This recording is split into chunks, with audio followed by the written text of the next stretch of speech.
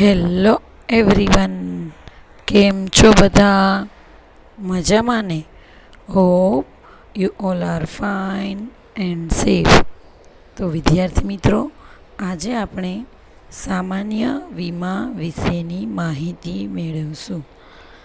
તમે લોકો જાણો જ છો કે સામાન્ય વીમાના 3 પ્રકારો છે.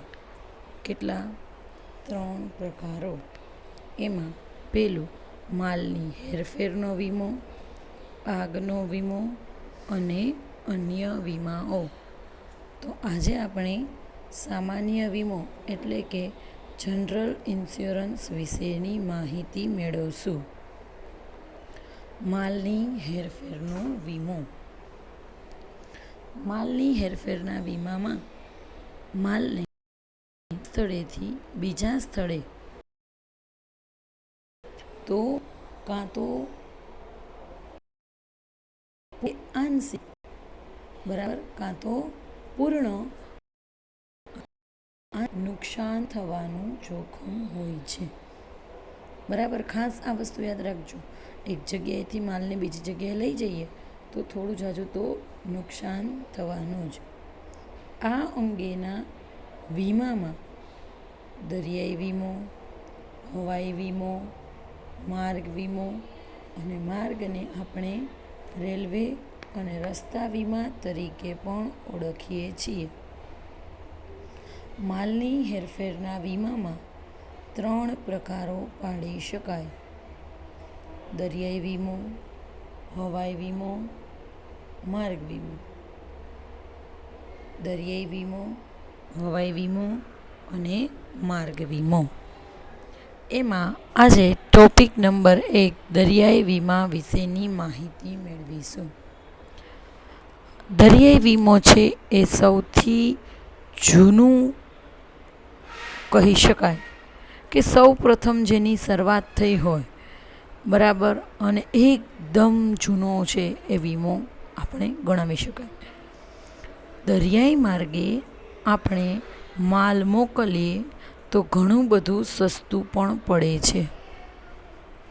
હા, સમય લાગે એટલે કે વિલંબકારી હોય છે અને જોખમી પણ છે.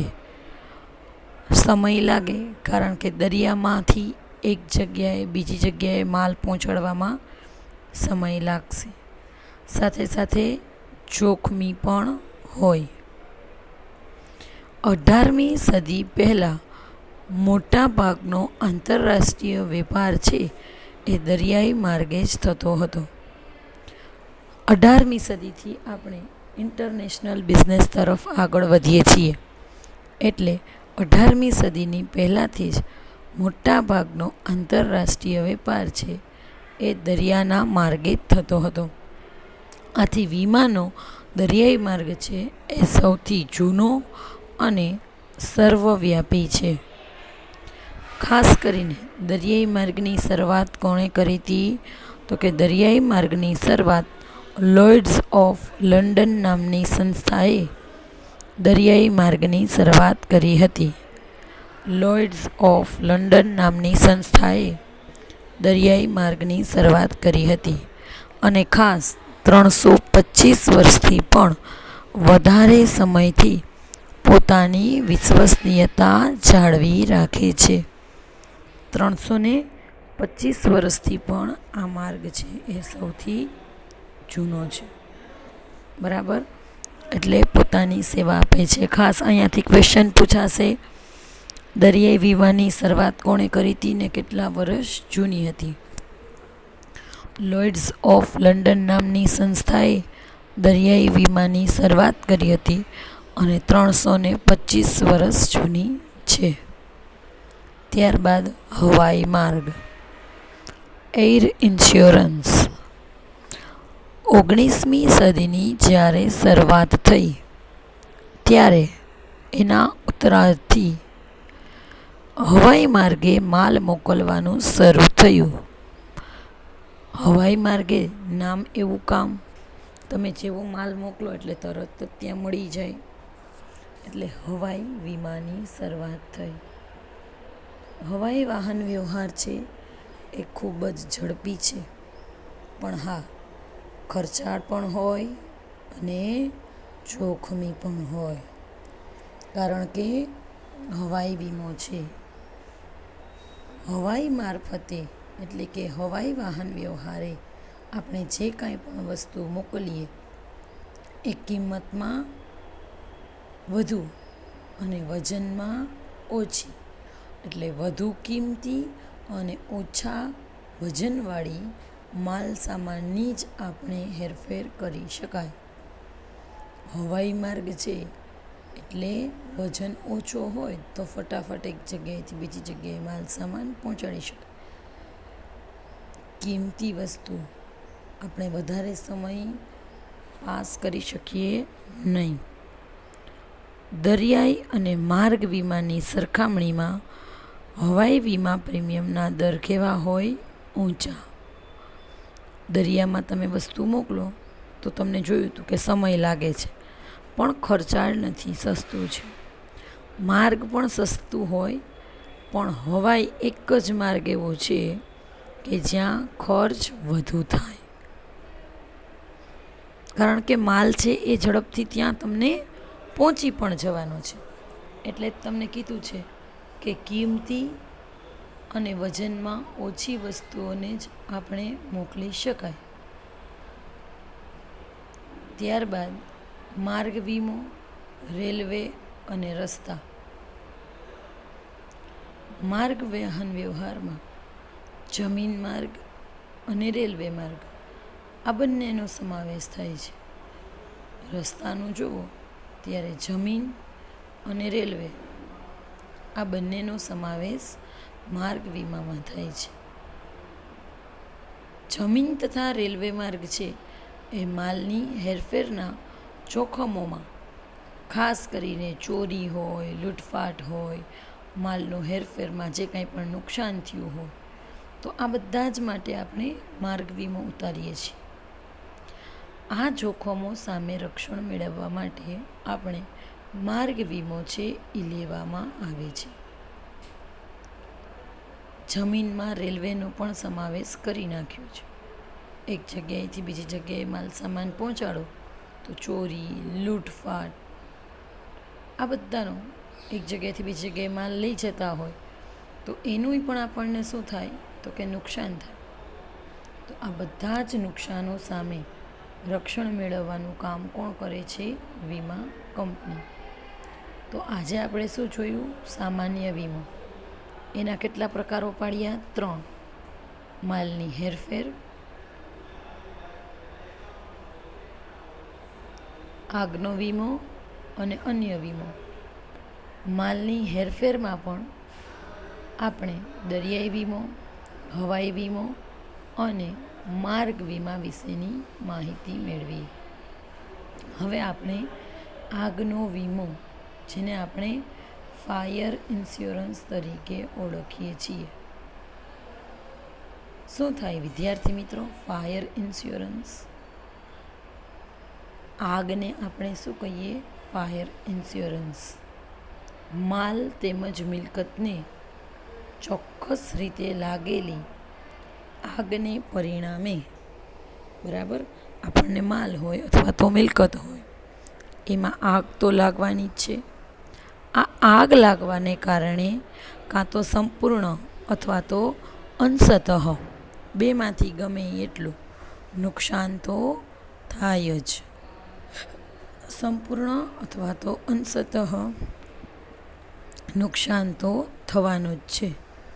આ નુકસાન થાય તો નુકસાનના વળતર આપવાના બદલામાં પ્રીમિયમનું અવેજ મેળવવાના કરારને આગનો વીમો કહેવાય છે. આગમાં શોર્ટ સર્કિટ પણ આવી જાય, ઘરમાં પણ આવે, બિઝનેસમાં પણ આવે.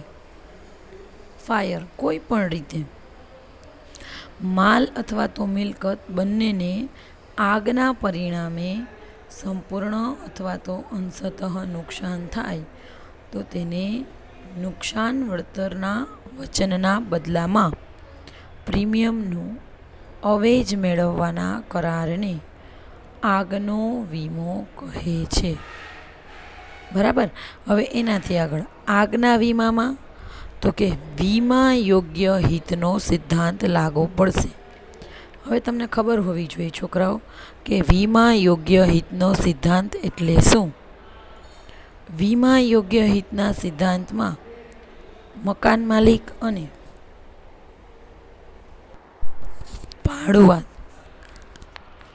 આ બંને વિશે તમે માહિતી મેળવી છે. મકાન માલિકને પોતાના મકાનમાં આર્થિક હિત હોય, પરંતુ ભાડુઆતને તો કે કોઈ પણ પ્રકારનું હિત હોતું નથી. તો એને આપણે શું કહીએ છીએ? વીમા યોગ્ય હિતનો સિદ્ધાંત.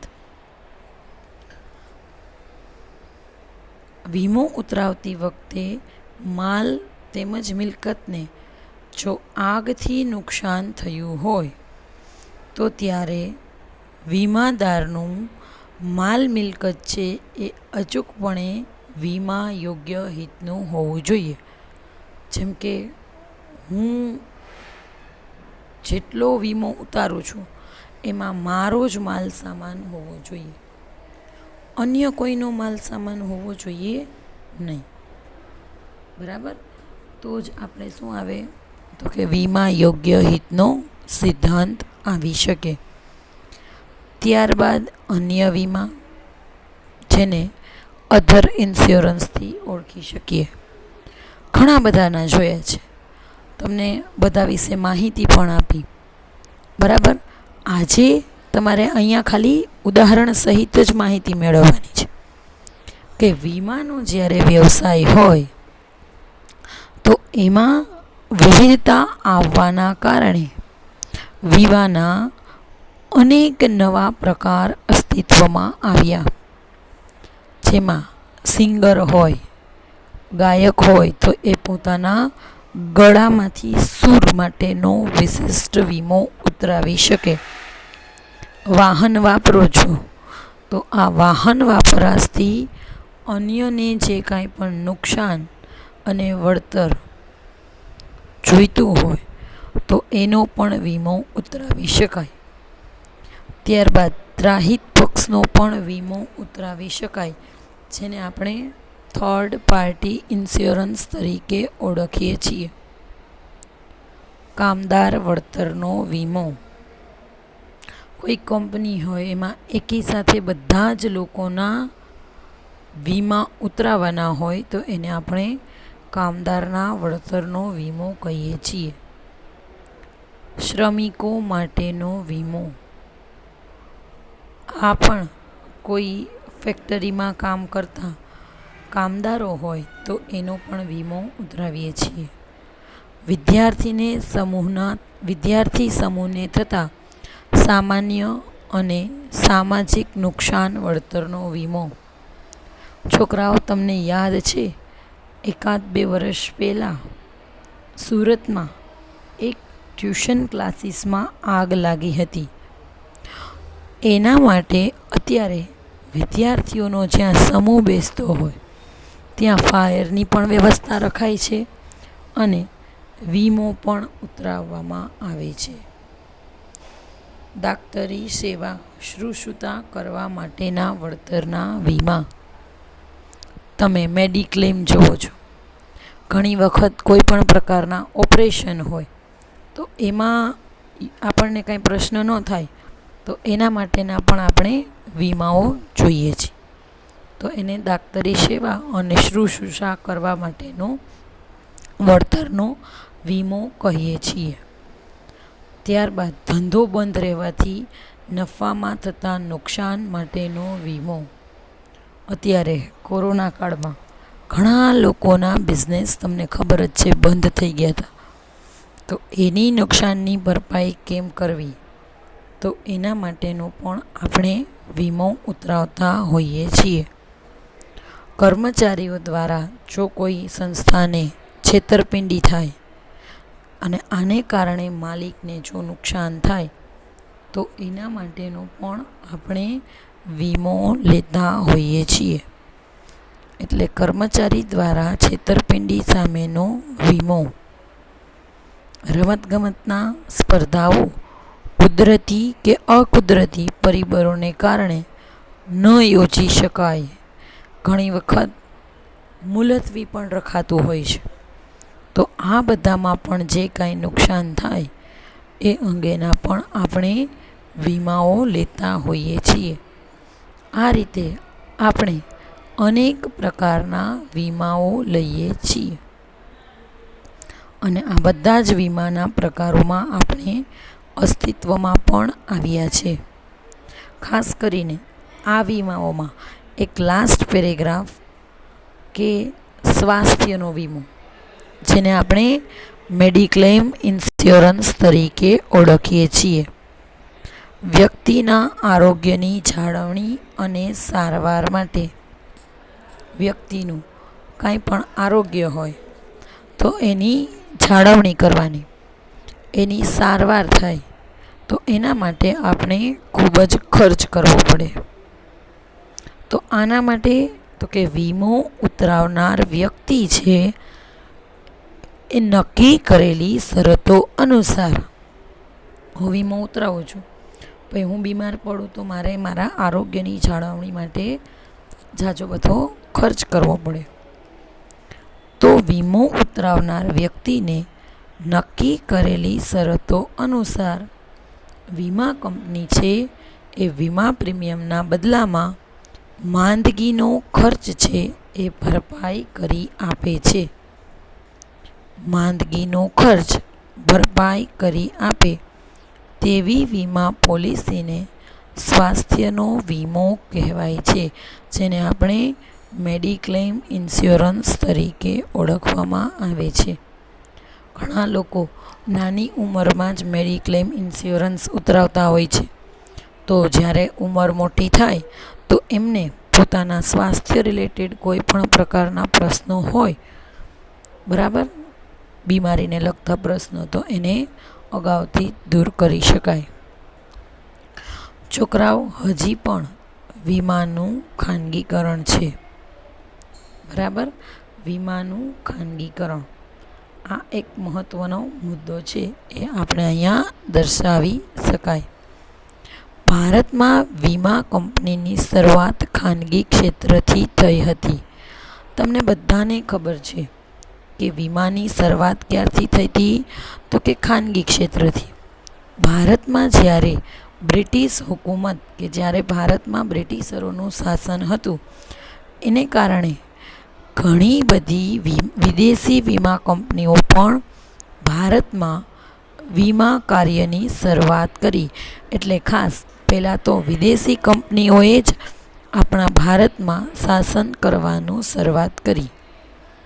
અયોગ્ય વેપારી રીત રસમો આચરવામાં આવતી હોવાથી એના ઉપર ઘણા બધા આક્ષેપો થયા કે ભાઈ ચાલો, તમે લોકો અમારી સાથે ખોટું જ કરો છો, અમારા પૈસા લઈ અને અમને લૂંટો જ છો.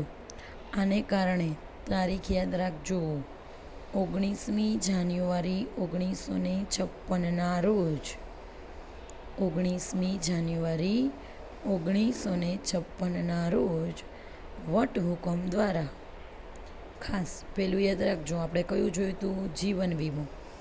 તો જીવન વીમાનું શું થયું? તો કે રાષ્ટ્રીયકરણ કરવામાં આવ્યું.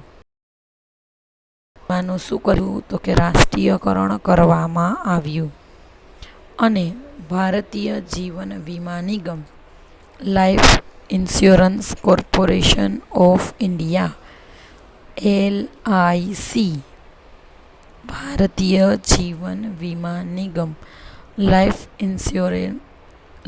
ઇન્સ્યોરન્સ કોર્પોરેશન ઓફ ઇન્ડિયાની સ્થાપના થઈ. આમ જીવન વીમાના ક્ષેત્રે ભારતીય જીવન વીમા નિગમના એક હથ્થુ ઇજારાની શરૂઆત થઈ કે હવે જીવન વીમો ઉતરાવવો હોય તો આપણે ક્યાં ઉતરાવી શકશું? LICમાં એક હથ્થુ, અને એ પણ કોનું? તો કે ભારતનું. તો આ આપણા માટે ગર્વ લેવાની વસ્તુ થઈ કે હવે જીવન વીમાનું આપણે શું કર્યું? ખાનગીકરણ. ત્યારબાદ સામાન્ય વીમાની શરૂઆત થઈ. આપણે બધાએ જોયા ને સામાન્ય વીમા, માલની હેરફેર, આગનો અને અન્ય ઘણા બધા. એ પણ ભારતમાં બ્રિટિશરો દ્વારા જ શરૂઆત કરવામાં આવી હતી. સામાન્ય વીમા ઉપર સમયાંતરે નિયંત્રણો પણ મુકાયા હતા, જે આઝાદી પછી પણ ચાલુ રહ્યા. ખાસ કરીને પહેલાં જીવન વીમાનું રાષ્ટ્રીયકરણ થયું, બરાબર. અને હવે વાત છે એ સામાન્ય વીમાનું. એટલે બે તારીખ તમારે યાદ રાખવાની છે. 19 જાન્યુઆરી 1956ના રોજ જીવન વીમાનું રાષ્ટ્રીયકરણ કરવામાં આવ્યું અને 1 જાન્યુઆરી 1973થી તમામ સામાન્ય વીમાનું રાષ્ટ્રીયકરણ કરવામાં આવ્યું. એટલે તારીખ 2 યાદ રાખજો. 1972માં કાયદો આવ્યો અને 1 જાન્યુઆરી 1973થી તમામ સામાન્ય વીમા છે, બરાબર, એનું રાષ્ટ્રીયકરણ કર્યું. જીવન વીમાનું 1956માં, સામાન્ય વીમાનું 1973માં. બધું જ જાન્યુઆરીમાં છે. 19 જાન્યુઆરી 1 જાન્યુઆરી 19 જાન્યુઆરી 1956, 1 જાન્યુઆરી 1973. હવે વીમા ક્ષેત્રની કામગીરીની જો આપણે સમીક્ષા કરીએ તો એના માટે એક સમિતિની રચના કરવામાં આવી, જેમ કે એ બધા જ વ્યક્તિઓ ઉપર નિયંત્રણ રાખે. આ જે સમિતિ છે એના અહેવાલને કારણે ભારત સરકારે વિદેશી વીમા કંપનીઓને ભારતીય કંપનીઓ સાથે સહયોગમાં વીમો અને ધંધાની જોગવાઈઓ કરી. ખાસ કે આપણા દેશમાં એટલું બધો વીમાનો આગ્રહ નહોતો, એટલે વીમા કંપનીઓને, બહારના દેશની વીમા કંપનીઓને આપણે એમ કીધું કે ભાઈ ચાલો તમે અહીંયા આવો અને અમને સપોર્ટ કરો. તો આના માટે 1999માં વીમા નિયમન અને વિકાસ સત્તા, વીમા નિયમન અને વિકાસ સત્તા, insurance regulatory and development authority, insurance regulatory and development authority, IRDA. કોની? IRDAની સ્થાપના કરી, બરાબર. નેક્સ્ટ આપણે જે ટોપિક જોવાનો છે એ કોનો છે? IRDAનો જ છે. IRDA એટલે શું? તો કે IRDA છે એ ભારતની સર્વોચ્ચ અને સ્વાયત્ત કાયદાકીય સંસ્થા છે. આ શું કરે? તો કે વીમા ક્ષેત્રમાં આખું વીમા ક્ષેત્ર, જેમ કે શેરનું કામકાજ કોણ કરે? NSDL અને CDSL નામની સંસ્થા, કે બધું કામ એ સંભાળતી હોય. એવી જ રીતે IRDA છે એ વીમા ક્ષેત્રના નિયમન અને વિકાસનું કાર્ય કરે છે. IRDAનો કાયદો 1999 દ્વારા ખાનગી વીમા કંપનીઓ માટે વીમા ક્ષેત્રના દ્વાર ખોલવામાં આવ્યા. આવી ખાનગી વીમા કંપની છે એમાં સીધું વિદેશી રોકાણ, એટલે કે FDI, ફોરેન ડાયરેક્ટ ઇન્વેસ્ટમેન્ટ, બરાબર. પહેલાં કેટલો ટકા હતું? 26%. એટલે કે વિદેશી કંપનીઓ આપણા દેશમાં 26% સુધીનું રોકાણ કરતી હતી. અને વર્ષ 1999માં તો IRDA આવ્યું. ધીમે ધીમે શું કર્યું? તો કે એને સંપૂર્ણ પરિવર્તન લઈ આવ્યું. એટલે વિદેશી કંપની આપણા દેશમાં વર્ષ 2015થી 49% સુધી રોકાણ વધારી શકાયું. એટલે 26%માંથી કેટલા ટકા થયું? 49%. આમ વિદેશી વીમા કંપનીઓ ભારતીય વીમા કંપનીમાં સીધું યાદ રાખજો, 49%, સીધું 49% મૂડીરોકાણ કરી શકે છે. અને IRDAના મુખ્ય ઉદ્દેશો 5. કેટલા? 5. કે IRDAના ઉદ્દેશો શું છે? તો કે IRDAના મુખ્ય 5 ઉદ્દેશો છે. કે IRDA આવવાથી વીમા ધારકોને વધુ પસંદગી મળી. વીમા કંપનીઓ વચ્ચે તંદુરસ્ત સ્પર્ધાઓ હતી. પેલી ઓફિસ અર્થતંત્રમાં ભંડોળ મેળવવામાં આવ્યું. બરાબર. વીમા પ્રીમિયમે વધુ સારી ફેસિલિટી આપી. વીમા કંપનીઓ સ્વનિયંત્રણ આવ્યું અને ફરિયાદ નિવારણ તંત્રની પણ આપણે વ્યવસ્થા છે એ શરૂ કરી કે જે કોઈને પ્રશ્ન હોય તો એ પણ આપણે શું કરી સુલટાવી શકીએ. બરાબર. તો આ બધી જ વસ્તુઓ એરડાની મદદથી થઈ છે. તો વિદ્યાર્થી મિત્રો, આજે આટલું રાખીએ. નેક્સ્ટ આવતા લેક્ચરમાં. Thank you all of you. Bye. Have a nice day.